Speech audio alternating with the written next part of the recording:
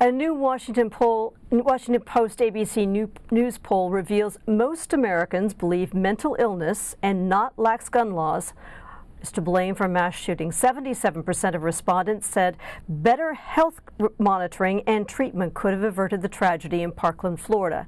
Adding fuel to that flame, President Trump tweeted over the weekend, quote, "So many signs that the Florida shooter was mentally disturbed, even expelled from school for bad and erratic behavior. Neighbors and classmates knew he was a big problem, must always report such instances to authorities again and again." Of course, we do know that he was reported. The book, Everyone Paddles, is a leader's blueprint for creating a unified team. It was written by Charles Montorio Archer. Thanks so much for joining us. Thank you for having me. I should say that you are a specialist in mental health and mental health issues. Yes, I am. Thank you. So what do you think when you hear the president say that he's going to be very strong on background checks and especially on mental health? I think that there is this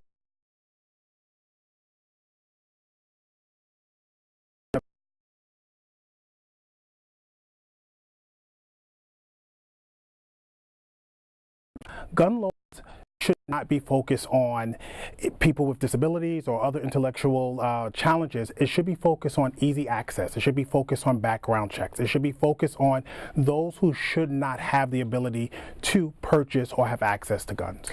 The poll is pretty clear. Most Americans do believe that mental illness is the biggest factor in these mass shooting events. Let me ask you, I mean, are people with mental illnesses or disabilities more violent than others? No, I definitely don't believe so. After working with people with mental illness and other developmental disabilities for about 27 years, I can tell you they're very productive individuals within society, holding jobs, living independently, raising their children, and adding to the society fabric. I think what has happened is that when you think about mental illness is characterized as a disorder that affects your actions, your behavior, your thinking, and other kind of issues. But for that, it really does include depression, anxiety, eating disorders, addictive behavior, as well as schizophrenia. If you're going to use that type of diagnosis, with most Americans saying 77%, then that would be half America. The human condition really does have us go through these type of emotions from time to time. I think what has happened is that the NRA and also a lot of politicians are controlling the narrative. So someone came on television, someone said it's mental illness, and I think the rest of the narrative changed at that moment. Well, we do know in the instance of Nicholas Cruz, the accused shooter in the Parkland event, that he had some interface with social workers and with counselors, that he did have some evidence of disturbed behavior. He clearly had depression. Is there an intersection between those kinds of symptoms and gun violence? I don't believe so. I think you can draw a correlation between the two. But for instance, if you or I experience a moment in life where something is not going the way we want it to go, and we feel somewhat down or somewhat depressed, are we more inclined to commit violence? I think in this particular case, there could have been other things that would have drawn attention to his need for proper assistance or his need for other attention. But I think that to draw the correlation and put everyone together, that's not what people with issues or people with illnesses or disabilities should be grouped in. So as we go forward in this conversation, and a lot of it is focusing around this mental health piece, we do know that the United States has a unique problem, is a uniquely violent society in terms of mass shooting events, in terms of shootings that take place at concerts or in schools. That there is no other society in the Western world where these things occur at the same rate.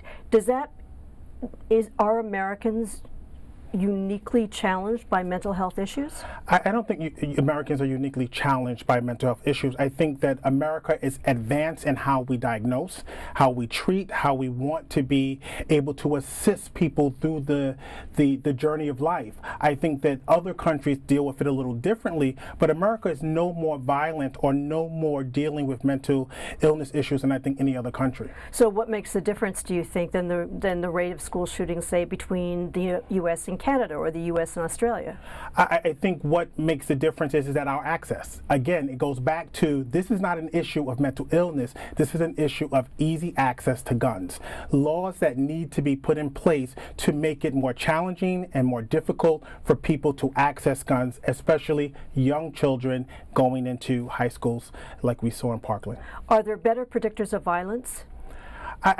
You know, you just mentioned earlier in the segment about an honor roll student, about a young lady who just, you know, posted something on social media. I don't think that there's any predictors that can say you're guaranteed to commit a mass shooting. I think that what has to happen is that advocates and families, our trust circles, need to be, you know, encouraged to speak out and speak in support of people who might have things that could lead to what we saw this week. Are you concerned that this debate, especially among lawmakers, is going to come down to a discussion of mental health? I am, and it's actually very disappointing because, you know, when we think about, you know, mass shootings that are committed by people with mental illness, it's less than 1% annually. But however, in the discussion, you would assume that it's 99%. What has to happen is that has to shift, that the focus should be on gun laws, regulations, and policies, not on mental illness alone. Mental illness, yes, there should be more funding. There should be more resources added. There should be more, you know, we talked about the Department of Children and Family Services. Yes, there needs to be more social workers put in place to deal with these things, but we cannot mix the two. They're two separate issues that might have some correlation, but they should definitely be addressed separately. So listening, we know that this president, and he's taken a great deal of credit for this, reversed an Obama-era regulation that restricted access to guns for about 75,000 Americans based on their mental health status. First off, was that an effective regulation in your view? And second, should it be reinstated? And third, if it were, would it be effective?